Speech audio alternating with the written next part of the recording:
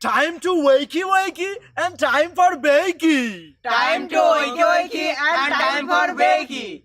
Get ready for your host with more. Get ready for your host with more. Mr. Brian Brown. Mr. Brian Brown. It's 7:10 a.m. It's 7:10 a.m. Que la roja bichuela y guandules no viene ligado igualito que yuca. Ese pelo que él tiene tan lindo, no venga a pensar que eso es una peluca. Tiene cotorra perico, yo tengo cotorra, tú tienes la cuca. Está claro en el ring, en el piso yo quiero. No critiques mi pelo, que la soy bueno, porque tú no tienes que de odio tú estás lleno. No critiques mi pelo, que la soy bueno, porque tú no tienes que de odio tú estás lleno. No critiques mi pelo, que la soy bueno, porque tú no tienes que de odio tú estás lleno. No critiques mi pelo, que la soy bueno, porque tú no tienes que Oh yeah. How's everyone doing, guys? I apologize first for the audio, guys. We are working out some bugs here. I had it all set up, but my camera was on 0 battery, so I had to decide if we're going to go clean audio or have a camera. So clean audio, or what is it? Camera is where it was at, guys. How's everyone doing? Welcome to the 7:10 a.m. Super Show. Good morning. How's everyone doing out there? We got the broken brain of Eric up in here. We got Rosie Key. Good morning. How are you guys doing? Oh, hey, thanks, Eric. Yeah, that UFO experience was really cool. Had a lot of good time. Had a lot of fun on it. We got Ripley's Believe It or Not. Oh, we got a whole bunch of stuff coming up on those off the beaten paths. Hopefully everyone's doing good. Again, sorry about the audio, guys. Once this stupid camera gets a cracking, we'll have some clean audio. We just had to do what we had to do. All right, guys, how's everyone doing? It is the 7:10 a.m. Super Show, guys. Good morning. How's everyone doing out there? It is a great and wonderful day. It is Monday. We're starting a new week, guys. Oh, man, it's going to be a good week. Spring is coming. Spring is among us, guys. And we actually, spring forward, fall back. So we sprung forward, guys. It is 7:10 a.m. You guys might be used to watching this an hour later. California changed time, so we are back with the real world again, guys. So thank you for tuning in. Appreciate that. Yeah, Ripley's was a cool place. They had a really cool guy, the world's tallest guy, and he stands up. You guys will see that on the video when it drops. It's really, really cool. What's everyone up to today, guys? What's cracking? What's happened? Big birthday shout outs to Lonnie, guys. Hey, speaking of, there he is. Lonnie had a great birthday weekend. Hopefully he had a good weekend, guys. It seemed like everyone wishing him happy birthday. Hopefully he had a good weekend. How you doing, Lonnie? How you doing out there, buddy? All right, guys. What do we got happening today? We got the what's quaking, what's waking, and what's baking news, guys. What's happening out there in the real world is what we are getting into this morning, guys. Lots of news breaking over the weekend. Let's see what we got here. For what's quaking, what's waking, and what's shaking, guys. Man deserts family, including a 5-month-old after crash. Oh, man. What happened here? A man involved in a violent crash Sunday morning in Los Angeles that sent his entire family, including a 5-month-old child, to the hospital, was arrested after attempting to flee the scene, authorities said, confirmed to KTLA. Officers, no thank you. Officers with the Los Angeles Police Department responded to the intersection of Crenshaw Boulevard and 52nd Street in Hyde Park just 2 a.m. on reports of several people sustaining injuries during the accident, police said. Video footage appears of to be a head-on single vehicle crash into a power pole near the train tracks with heavy damage done to the family's vehicle. Ooh, yeah, I would say so. Show you guys this real quick. So this dude, authority says the father reportedly behind the wheel during the crash attempted to flee the scene, leaving his adult female and their 5-month-old child who sustained serious injuries along with their 7-year-old child in the car. So this clown left his family. Hey, good morning. Good morning. The real world. Yeah, so this clown, man, crashes into a thing. He probably drunk. Had to bail out of there ASAP. And he leaves his entire family behind. What do you guys think of that, man? That's kind of some messed up shit. What an a-hole. What an a-hole. Yeah, there you have it, guys. So that guy, no good. He's a bad hombre, as they say. Oh, man, that does suck. This is kind of interesting, guys. We got two things. Oscars were last night. So we'll talk Oscars. John Cena. Oscars and John Cena. Wait till you hear this, guys. Wait till you hear this. But let's look at Disneyland, guys. Disneyland seeks major expansion from more immersive attraction to California Park. Walk through the frosty, snow-covered Hamlet Adrenally from Frozen or bustling critter-filled metropolis from Zootopia might be possible one day for visitors to Disney California theme parks. That's only if Disney wins approval from local officials to expand its Anaheim resort over the next 4 decades. The proposed expansion wouldn't increase Disney's 490-acre footprint in Southern California or change what the company already has permission to build, but it would help the company develop new attractions that they could place rides and entertainment options on what was a currently sprawling 50-acre parking lot and move parking for Disney to a multi-story structure while keeping within the boundaries of the resort surrounded by residential neighborhoods. So they're looking to get rid of their big parking lot, put up a parking garage, and utilize some of that space. That makes sense. We know there are stories out there we haven't told yet, like Wakanda, Coco, Frozen, or Zootopia, said Disney Senior Vice President. We know what kind of stories we'd love to tell. We just want to get the guidance on what we can build there so we can understand how. The entire project would invest at least $1.9 billion into the park, lodging, and entertainment. So, yeah, man, Disney looking to grow out in California. They're doing it the right way. That Florida thing was kind of crazy. But, yeah, they're doing it the right way in California. Yeah, I'm all for it, man. If you guys haven't been to Disneyland, I haven't been in years, but it's just a fun time, man. Take an adult trip, guys. Who needs kids to go to Disneyland? Nobody. That's who. All right, guys, check this out. Last night, we had the Oscars. We're going to go over some Oscar stuff here, guys, but let's check it out. John Cena, the wrestler, you could see him last night. John Cena shows up naked, guys. John Cena hits the Oscar stage naked. Former WWE superstar turned Hollywood hitmaker John Cena donned the Oscar stage in his birthday suit. The 46-year-old did a bit with host Jimmy Kimmel before he presented the award for Best Costume Design. Kimmel worked in a bit about a nude man running across the stage when Cena appeared behind him, behind one of the props. The two went back and forth, much to the delight of the audience, before Cena slowly walked towards the microphone while covering himself up. As the nominees were being read, Kimmel came out and covered Cena with a toga.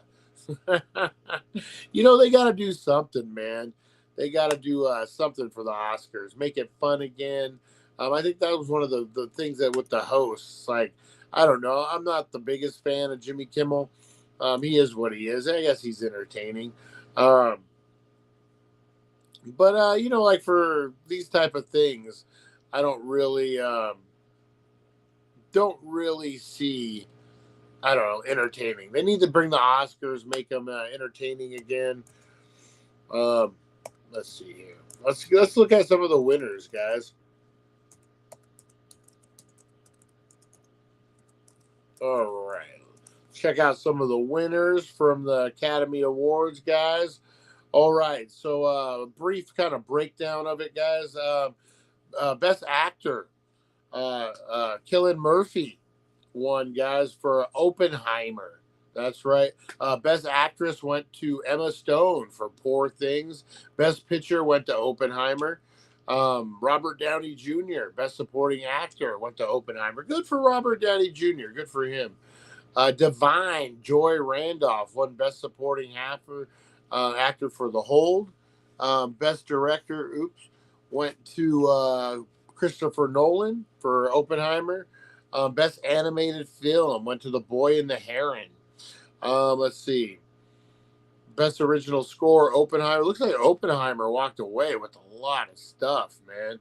I don't see Barbie anywhere on here, guys. Did Barbie get snubbed at the Oscars? Oh, man. I think Barbie might have got snubbed at the Oscars, guys. It looks like it. It looks like it, guys. Wow. Who would have thought? That was like the big one, right? Best Supporting Actor, Robert Downey Jr. Yeah. Dang. Yeah, Oppenheimer, guys, walks away with it. I have not seen Oppenheimer yet. Oh, let me remove the John Cena nakedness. I haven't seen Oppenheimer yet. I need to, man. It's on my list. What do we got happening in the chat? Got Real World. Ripley's in Tennessee as the giant man. My daughter stood next to him. Yeah, that giant man is crazy. Teresa Deller, good morning, good morning. Supernova Mike, how's it going? How's it going? Were you down in Needles? I didn't see you, Nova Mike. I didn't hear anything from you.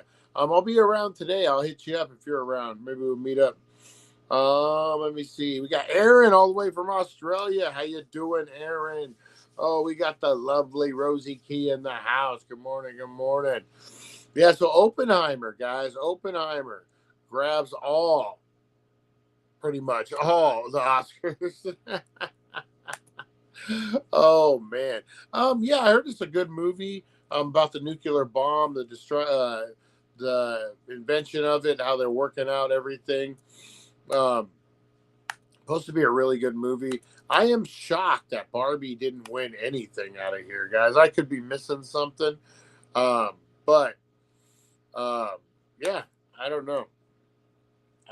Crazy. All right.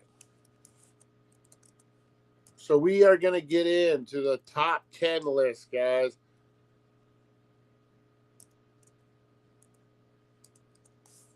Oh.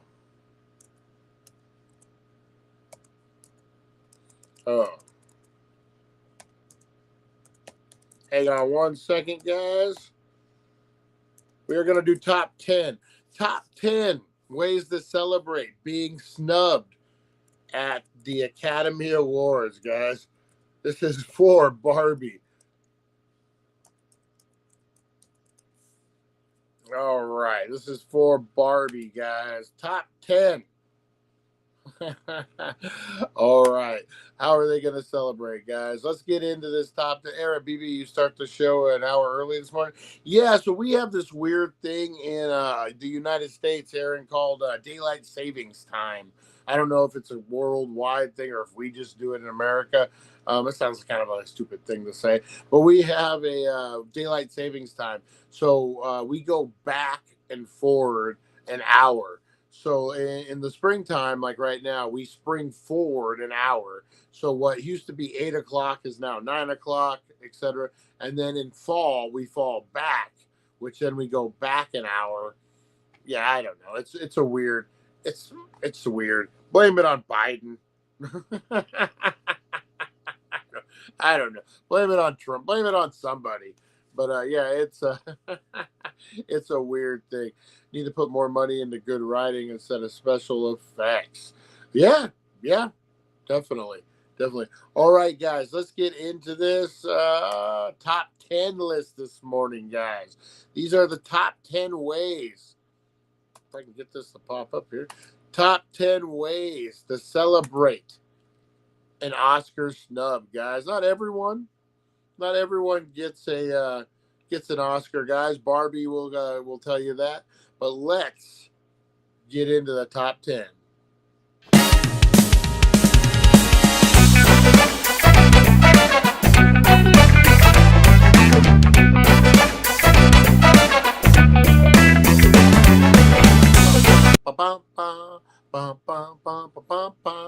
All right, top 10 ways to celebrate an Oscar snub, guys. All right, number 10, throw a snub sorry, where guests are encouraged to dress in their pajamas and binge watch all the movies that should have won Oscars, according to you, of course, guys. All right, number 9, send a care package to all your fellow snubbed actors and filmmakers, filled with chocolate and sympathy cards that will read, "We'll get them next time." That's right, guys. I'm a Cubs fan. We'll get them next time. All right. Number 8, release a parody acceptance speech video, thanking the Academy for keeping it real and saving you from having to buy a fancy dress. All right, number 7, create your own award statue out of recycled material and proudly display it on your mantle right next to your participation trophies, guys. Number 8, planned a snubbed film festival showcasing all the movies that were overlooked by the Academy, complete with popcorn and makeshift red carpet. That's right, snub them, guys. Number 5, recreate iconic movie scenes using household items as props and pets as co-stars and share them on social media with the hashtag snubbed, but it's still fabulous. That's right, guys. Recreate the scene from Barbie with your dogs and cats. What could go wrong? What could go wrong? Number 4, write a heart-filled acceptance speech for your imaginary Academy Award, thanking all the people who believed in you, even if the Academy didn't. That's Number 3, treat yourself to a spa day where only red carpet you'll be walking is made of plush towels. That's right, treat yourself. All right, number 2, release a series of TikTok videos showcasing your award-worthy reactions to snub, complete with dramatic slow motion footage and a soundtrack with sad violin music. So it'd be something like this. So, and the winner is not the Daily Dank.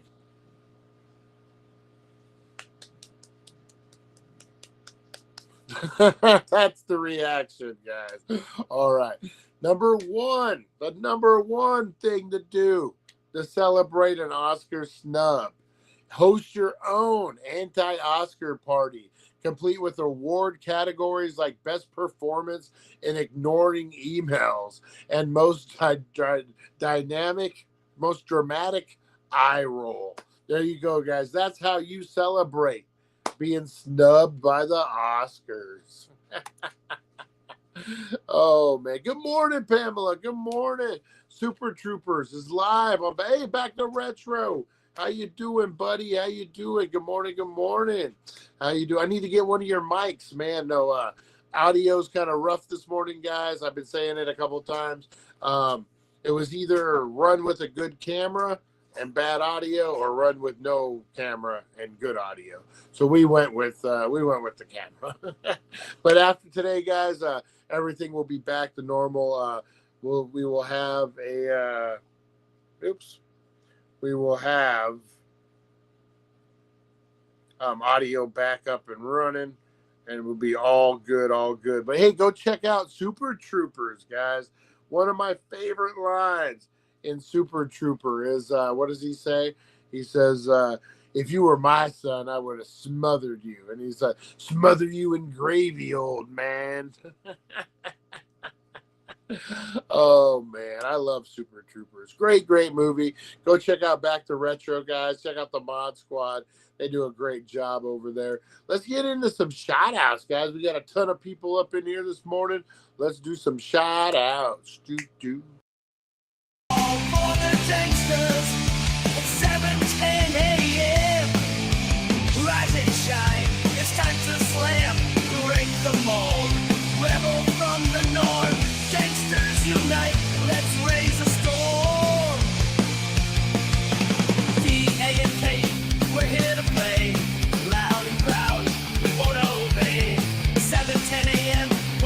your day. Gangsters assemble, never fade away. All right, Danksters assemble, never fade away. You know, it's weird to try to explain daylight savings time. It really makes no sense whatsoever, but we got to explain it. Good morning to the broken brain of Eric. How you doing, buddy? How you doing? Go check out the broken brain of Eric, guys. I love his conversations. I love his topics. Good guy. Go over there, support him. Great channel, great guy. Lonnie's illegitimate son, guys. Maybe. We're waiting for the test. We got the beautiful Rosie Key this morning. How you doing? The sweet Rosie Key. Good morning, Rosie Key. We got Lonnie. Good morning, Lonnie, the birthday boy. It's his birthday week, guys. Celebrate his birthday week. We got Merlin Public Media. Mike Means. How you doing this morning, Mike? How you doing? Oh, man. We got Teresa Deller up in the house this morning. How you doing, Teresa? An hour early, Teresa. How you liking this change? Got to change. Got to love a good body on a man. Teresa Deller. Oh, my goodness. Good morning, Supernova Mike. How you doing, buddy? How you doing? Aaron, good morning all the way from the land from down under. What else we got? We got Eric in the house. We got Teresa Teller talking about a good body. Woo. We got Aaron. Nice. I love it, guys. I love it. Okay, I thought we might be the case be. We do the same thing here. Okay. All right. Right on. Let's see what else we got. We got back to retro in the house. Nice. Pamela, good morning, Dankster. How you doing, Pamela? You know what, man? I want to give a shout out to Pamela, man. What a great attitude she has on her. What a great just mindset, man. Went through some tragedy, guys. Unfortunately, a fire affected her and her family's lives, guys. Horrible situation. But she has a great attitude about it. She's bouncing back. She's doing her thing, doing good. I'm doing the thing. Yeah, doing wonderful. Big shout out to her, man.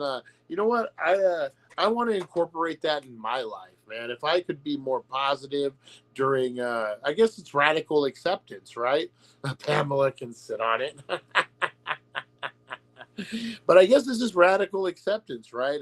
We were watching The Martian last night with Matt Damon, and they were like, no, let's work the problem. It doesn't seem like there's a solution. Let's work the problem. One equation equals the next one equals the next one equals the next one, and you can figure it out. So, you know what? That's a great way to live your life. And Pamela, I salute you. The Danksters salute you. If you need anything, Pamela, again, we're here for you. Please just let us know if there's anything we can do. Your attitude is tremendous, and I appreciate you. Hopefully that came across as the way I wanted it to. Great. All right. Enough of embarrassing Pamela. Enough with that. Let's not stop embarrassing her, guys. Let's get into a little thing I like to call Today in History, guys. If we don't know the past, we're doomed to repeat it. So we look back on Today in History, and this is brought to you by the Healing Center, 1400 Needles Highway, Needles, California. Number one cannabis superstore. Wild weekly drops are live, guys. Go check out the dailydank.com. Video is uploading now, so should be ready within the hour. And you check out those deals. A lot of BOGOs, a lot of great edible deals, guys. If you like edibles, get on down there. They got the syrup for $15, 500 milligrams. Get on down there. La Loca. Get on down there. Check it out, guys. A lot of great deals. I do want to do a gym update. Rosie Key, how is Jim doing down there? I definitely want to do a gym update to make sure he knows. Oh,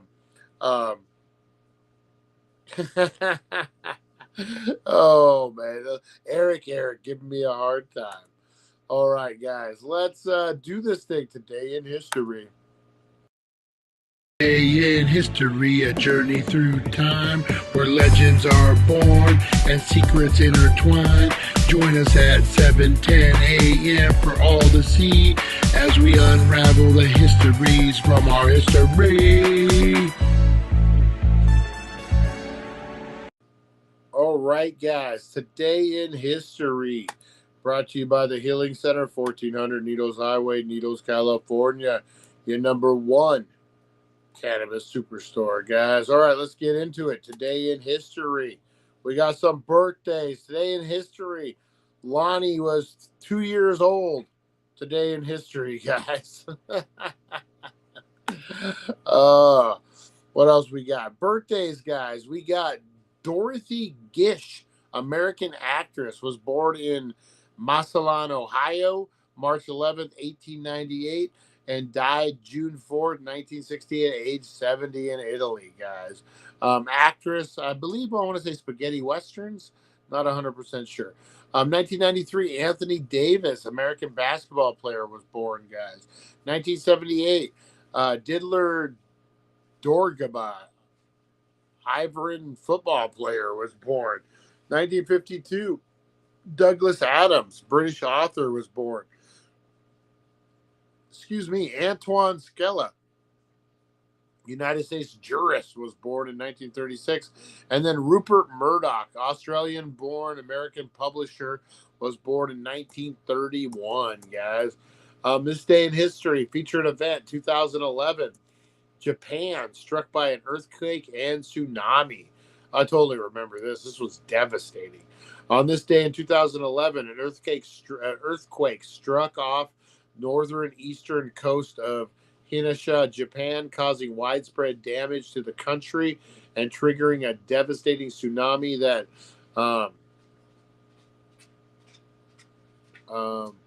it took out a major nuclear accident. It caused a major nuclear accident. Yeah, that was crazy, man. 2020. The World Health Organization declared COVID outbreak was a pandemic, guys. Yeah, 3/11. That I remember it. Remember that when the pandemic first hit? I told you when we met Sting not too long ago, a few years, it was in 2020, and half the casino was shut down. It was the weirdest thing. Yeah, so today, guys, today in 2020, it was the anniversary of the pandemic being declared. You know what? Whatever your opinion is on it, you're right, you're wrong. It is what it is. Everyone's right, everyone's wrong on some of that stuff. But man, that first dose of COVID, man, in Italy, where they had bodies lined up in the street, and it was just nuts, man. People were dying left and right. That first dose of COVID was nothing nice. It did get watered down, as we all know, but man, that first dose, woo, that was crazy. You know what? God bless everyone who lost somebody during that COVID string, man. Yeah, God bless you. All right, 2006, Chilean President Michelle Bachelet became the first woman to serve as the country's president as she was sworn into office in 2006. 2004, Madrid suffered a series of terrorist attacks when 10 bombs detonated by Islamist militants exploded 4 trains and 3 different rail stations, killing 191 people and injuring 1,800. Wow. 1990, guys, following a vote in parliament, Lithuania became the first Soviet republic to declare its independence from the USSR. Don't you know how lovely you are? All right, 1985, Mikhail Gorbachev succeeded Konstantin Chernykov as the leader of the Soviet Union. Mr. Gorbachev, tear that wall down. Remember old Ronnie Reagan? 1959, Lauren Hasbury, A Raisin in the Sun, became the first play by an African-American woman to be produced on Broadway. 1942, during World War II, Allied forces in the Southwest Pacific Theater came under command of U.S. General Douglas MacArthur following his tour on the Bataan Peninsula in the Philippines. 1941, the U.S. Congress passed the Lend-Lease Act. 1931, newspaper publisher and media entrepreneur Rupert Murdoch, founder of the News Corporation LLT, was born in Melbourne, Australia. 1930, William Howard Taft was the first U.S. president to be buried in Arlington National Cemetery. 1926, African-American civil rights leader Ralph David Abernathy, who was Martin Luther King's chief aide and closest associate during the 1950s and 60s, was born in Alabama. 1918, one of the most devastating pandemics in human history, reached the United States as the country reported its first case of the Spanish flu. 1916, British politician Harold. That's weird that Spanish flu and COVID, same day. Same day they declared it a pandemic. That's weird. 1916, British politician Harold Wilson, who led the Labour Party to victory in 4 general elections, was Prime Minister of the United Kingdom from 1964 to 1970, and from 74 to 76 was born. 1888, a winter storm began in the Atlantic coast of the United States, ultimately blanketing New York City with 22 inches of snow, and other areas up to 50 inches. The Great Blizzard of 1888, as it became known, killed more than 400 people and caused widespread property damage. You know, guys, we joke about like the weather and stuff. Man, this could happen again. I know we're in a way better place, but man, could you imagine if we got hit with a blizzard like this, like the homeless, the people, that would get affected by it? Would be crazy. 1811, in Arnold, Nottingham, textile workers staged the first major Ludrit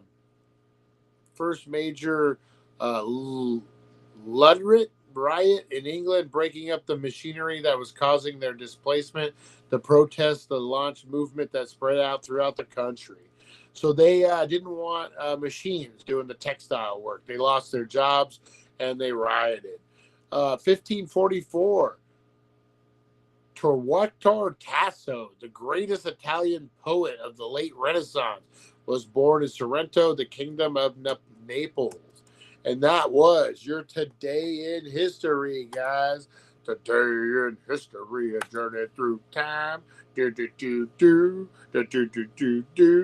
All right. Pamela, move to Texas. If you need anything from Brian, Pamela, such a great person. She is family. We used to camp together. I even shocked her husband with a stun gun. What? I want to hear about that. Douglas Adams is a happy frog. Watching the news, and they have a new beer made from wastewater called Renew Brew. Nothing will get your head spinning like toxic waste. Or you could do Natty Light. That's recycled beer. Oh, man. Herd camp burnt down, though. Kind of glad I got out of the property association when I did. I want to hear about when you stun gunned her husband. That's what I want to hear. Oh, my God. Oh, that's crazy. That's crazy. All right. All right, guys. We are going to get into playing a little game of Hollywood, fact or fantasy. We are getting into some old rumors that might be true, that might not be true. We're getting into a whole bunch of stuff, guys. Let's see. Old Hollywood gossip, guys. I still can't believe that, Barbie got snubbed.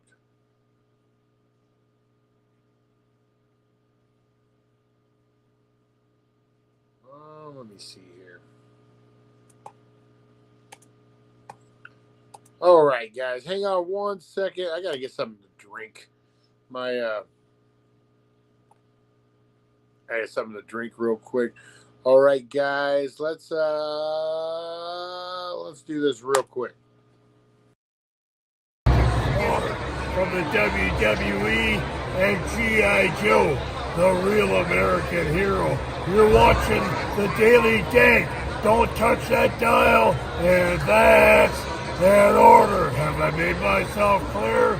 Good. Then do it, right? Do it. Do it. Thank you for joining us. There we go. There we go, guys. Had to get my Gatorade. Sometimes if you talk too much in the morning before you eat or anything, you get like bubble guts. Not fun. Not fun. Not fun at all. All right. Let's get into some old Hollywood rumors. We're going to say if they're fake or fact, guys. Let's see. You know what? This one is a pretty good one. Rock Hudson, guys. That's right. Rock Hudson, the stud. Old school. Handsome man. Let's check him out. He would be back in the days, John Cena. Check this out. Oh, way better. Rock Hudson, biggest star at the time. Look at that guy. Look at that guy. Rock Hudson. Imagine a man with a build like a tank, 6'5", frame, barrel chest, square jaw. This man speaks with a low voice, sports a full set of hair, and tantalizes his female fans with his persistent bachelorhood. But this man is also a skilled dancer, a master flirt, a consummate gentleman. He plays sensitive characters who aren't crybabies, but who feel so many emotions. His outfits are always coordinated, whether they're a three-piece suit or a flannel work shirt and jeans. This man was the perfect projection of what women in the 1950s and the 1960s thought they wanted when they fell asleep at night. And that projection named Rock Hudson by a crafty agent. Remember, who was it? On the Flintstones. What was his name? Slate. It was Pebble Slate or something. Anyway, the man was the perfect projection of what women wanted in the 50s and 60s. Thought they wanted when they fell asleep at night. Named Rock Hudson. Hudson was not just a famous closeted star of classic Hollywood, but he also one of AIDS' most famous victims, dying of the disease when and homosexuality in general was still very much taboo. But what made this revelation so scandalous? Sure, he had a fake name, but most stars did.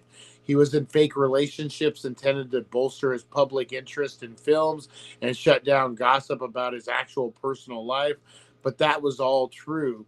Hollywood stars in the classic era, male and female, did that. The problem then was that Rock Hudson admitted that he had AIDS in 1984. He made it clear that his entire image was a lie, and that those who believed it, fallen for it, worship it, and even as a model against which all male prospects would be judged, have been duped. It wasn't just that Hudson played a straight roles on screen. He and his gossip machines had the presence, the real Hudson, the non-acting Hudson, as a paragon of masculinity, heterosexuality. And it was the deception more than the fact that Hudson liked to have sex with men that fueled the scandal. If Rock Hudson could be gay, then who else? What other stars' images and predicted falsehoods? Was all Hollywood a lie? Did it even matter? But let's go back. Since no respectable mother would ever name her son Rock, today we just name our children after Twilight characters, there's obviously a creation story. A boy named Roy had a predictable, unstarry Illinois childhood. He sang in the Glee Club, but it had no remarkable talent. He served as an auto mechanic in the Navy during World War II, and afterwards moved to Hollywood. At this point, Hudson looked very much as he would for the rest of his life, which is to say he looked like a Ken doll with a dye job. The same classic good looks, the same soft, inviting smile, but dude could not act for shit. That's right, guys. He was a horrible actor when he first came up. Nevertheless, Roy caught the eye of Henry Wilson, who quickly renamed him Rock Hudson. Wilson managed to finagle him to a bit part in a war drama, The Fighter Squadron. But Hudson famously took 38 takes in order to properly deliver one single line of dialogue. So Henry Wilson went to work turning Rock Hudson into adult into a star. Now, Wilson was gay and well known as such, making his name as a talent scout by cruising gay clubs and picking up the most handsome, square jawed, Captain American type specimens for use in personal and professional. It was the 50s, guys, 40s. After World War II, Wilson started his own talent agency, specializing in producing the type of male star that post war audiences seemed hungry for. Instead of continental men about town, these were men of strapping, Midwest wholesome, in other words, servicemen, or at least the stereotype image of what a serviceman look like. The big milk-fed, corn-fed Rock Hudson, guys. That's who we're talking about here. So that's how the agent. I didn't know that the agent would cruise the gay bars looking for good-looking men to make in the stars. Kind of makes sense. What do we got? A better story is when Pam's husband hit a rabbit with a beer bottle, knocking it out while traveling 30 down a trail. Yeah, that is a great story. Like George Michael, women loved him, and then they found out. Yeah, exactly. Or Ricky Martin. Or I remember Jennifer Lopez going on about Ricky Martin. Oh my God, he's so hot.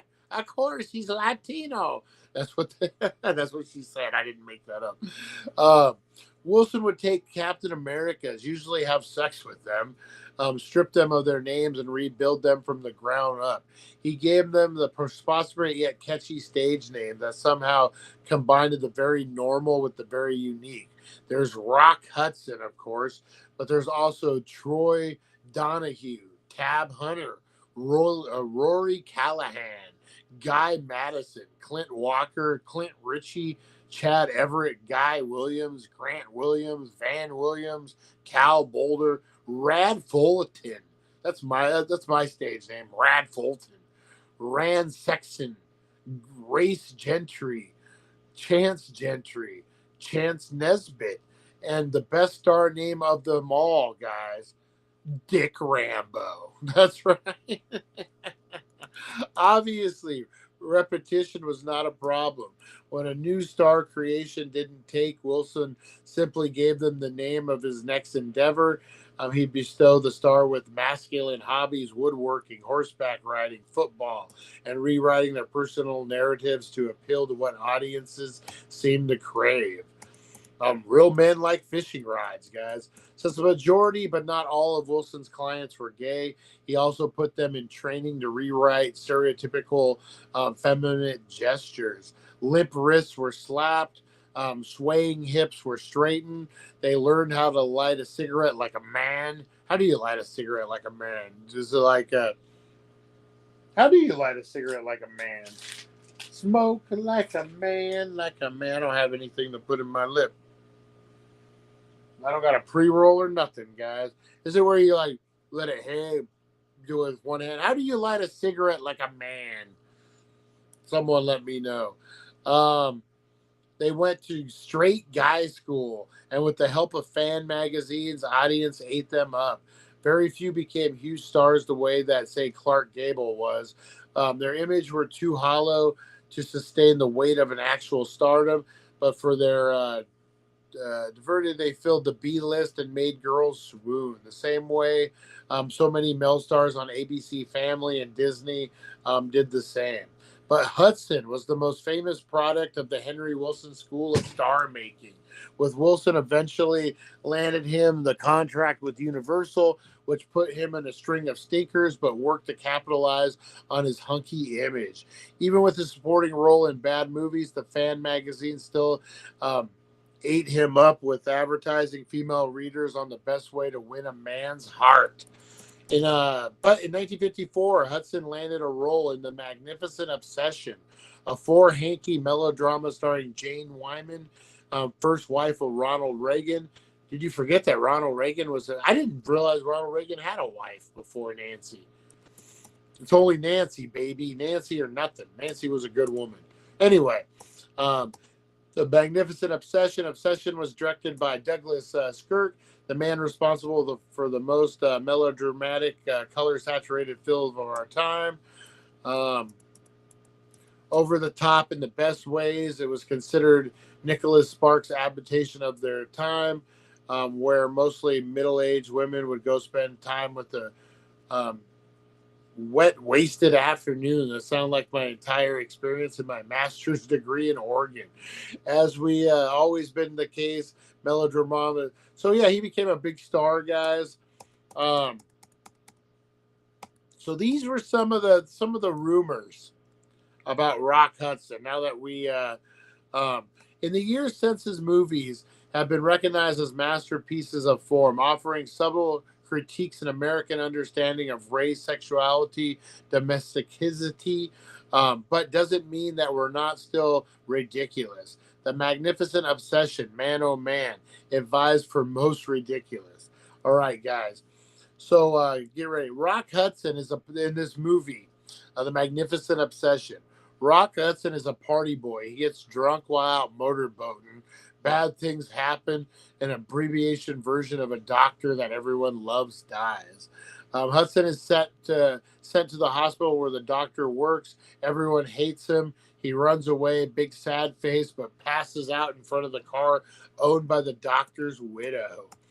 Insert long section of Hudson gets realies, trying to be a drunk playboy again, falling, deciding he might be a good person, but then does something, no telling, that leads Wyman stepping in front of the car, and wait for it, she goes blind.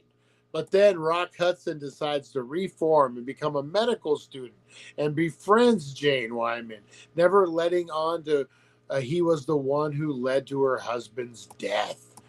They fall in love, even though blind Jane can't see hunky Rock.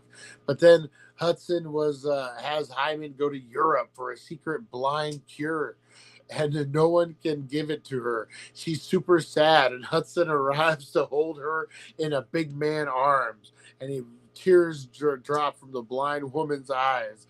Will you marry me, you big, beautiful blind woman?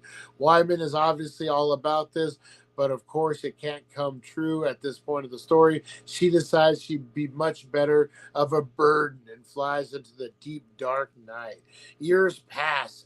Hudson becomes a badass brain surgeon. But wait, someone brings word that Wyman is on her deathbed, to which Hudson rushes. Oh God, she's dying of brain problems. Who could perform the last-minute surgery? Who, God damn it? Who could do it? Maybe Rock Hudson could do it, guys. Rock Hudson does do it. And will Jane Wyman survive? Maybe, yes. Oh, shit, look at that. Brain surgery cures blindness. Newly sighted Wyman takes one look at Surgeon Rock and finds him perfect. The end. Wipe the mass streams of tears from your face, folks. Make yourself look presentable for the walk back to the car. There's a reason I just used 339 words of your listening allotment of the day to tell you the plot of the movie and the reason it is, and understand Rock Hudson as a manly man of full man emotions and absolutely crucial to his image, guys. The image was further ratified by two more films, All That Allows in Heaven and Written in the Winds. This really, he became the cowboy, man. He became the man's man. And, but the real pressure came from when the scandal sheet named Confidential collected dirt on dozens of Hollywood stars and their dirty deeds, past and present. Headed by Robert Harrison, Confidential had an army of informants that went out, basically like TMZ today, guys. Harrison got secrets by paying off Hollywood's lower class, bellboys, witnesses, all that. They would have him take pictures. Rumor had it that one of Hudson's descendants had taken photos of him in compromising positions, and was willing to buy those pictures for $10,000. So the first scandal was somewhat incestuous. Rory Callahan had been huge as a juvenile delinquent, but had found Jesus and was now a good guy. Big whoop. I've since 1990, the possible for good career. So when it finally got outed, man, I don't think people really believed it until he got sick. When Rock Hudson got sick, I think that's when everything changed. How do you light a cigarette like a man? I mean, if you have to ask. John Phantom, how you doing, John? How you doing? I think I'm thinking of that game Roy from Rick and Morty. Chris Zucchini, how you doing? How you doing? Yeah, I burned my face off. I remember when I was a kid, I was probably like 16, 17, I think 16. A friend of mine came over, and I never smoked cigarettes. I don't know how to light a cigarette. He came over and asked me to light a cigarette for him. So I went into the stove. I've seen it done. I put my face down. The gas lights up, and it incinerates my eyebrows, man. And I come back out, and the guy's like, man, you got lice? What do you got in your eyebrows? And I had burned my eyebrows, guys.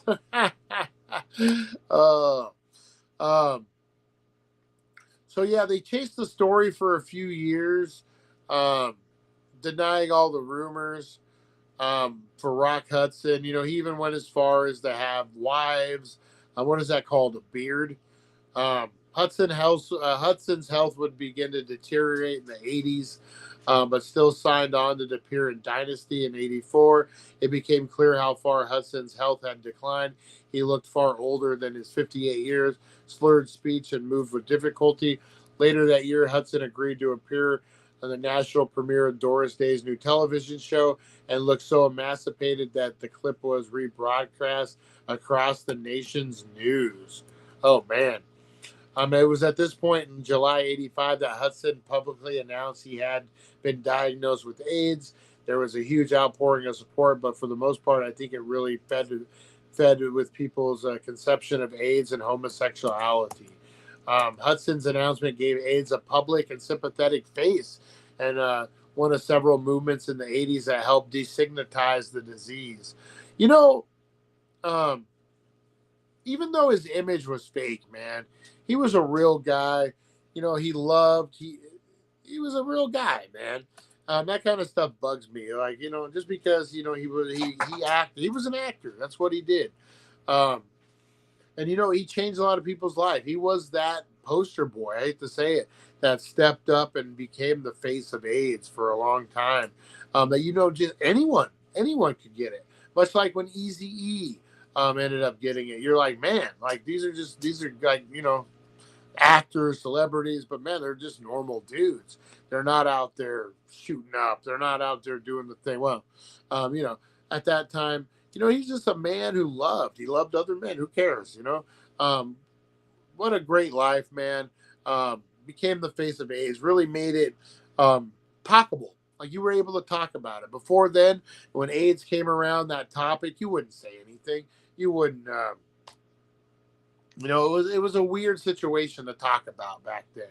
And then when you had celebrities coming out, horrible, he had to go through that death, had to do what he did. But man, it probably saved a lot of people in the long run. And not to mention people who had been living the lie, right? People who are in the closet. Saw Rock Hudson, American Man, come out, Captain America, like they said, come out and be like, hey guys, I'm gay. You know, this is what's up. You know, I think it elevated it, projected it into a thing where we can talk about it now. It's acceptable. You know, when I hear these stories about people getting beat up still because they're gay, or people getting discriminated against, I'm like, does that still happen? How? I mean, we're living in a world now where, I mean, like, love who you want to love. Who gives a shit? Anyway, guys, love who you want to love. That's what I say. That's what I say. Light the cigarette like a man and love who you want to love, guys. Rock Hudson, though. A lot of rumors, a lot of different things situated. Great story of his life, man. Interesting on how he got started. He made the most of it, man. You know, he got the opportunities that were given to him, and he ran with it.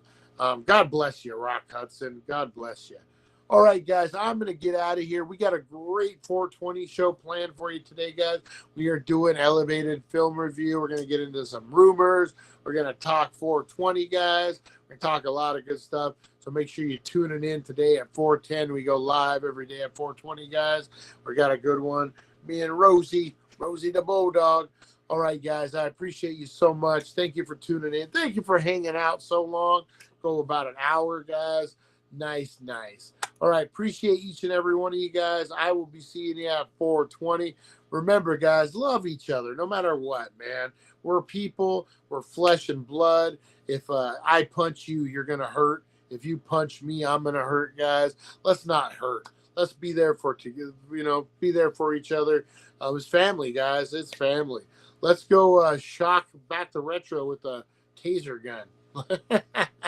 All right, guys, I will see you at 420. I appreciate you. Have a great, blessed rest of your day. And stay good out there, guys. Hold that door open. Pay it forward. Do the things, guys. Let's have a great day. Let's start the week off right. It's Monday. It's Monday. All right, guys. Appreciate you. I will see you on the flip side. Thank you for joining us on the It's 420 Somewhere podcast. Broadcasting worldwide and brought to you by thedailydank.com. Check out our merchandise and amazing content. And follow us on all our social media. Now, you don't have to go home, but you can't stay here. We'll see you guys.